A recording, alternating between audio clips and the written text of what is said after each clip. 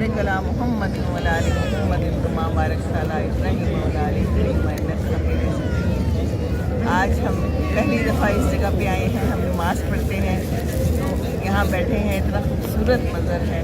और बस मैंने अरोमा से कहा कि अरोमा को नात सुना दो, तो इंशाल्लाह अरोमा आपको एक अच्छी सी नात सुनाती है। सब मिल के साथ पढ़ें दुरूद शरीफ और नात सुनिए। बिस्मिल्लाहिर्रहमानिर्रहीम।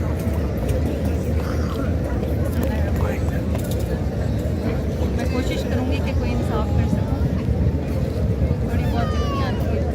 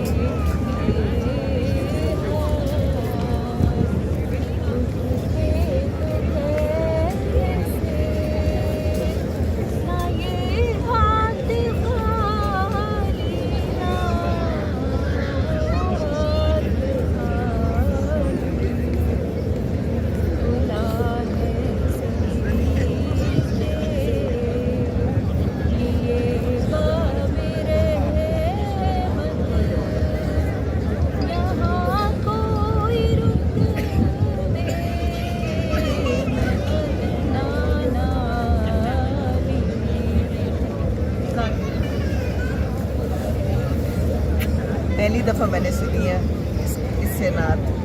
मुझे पता था कि ये पढ़ती है लेकिन पढ़ नहीं रही थी। यहाँ की ऐसी जगह है कि आंखें नम हो जाती हैं। अल्लाह ताला आप सबकी भी दुआएं कबूल करे।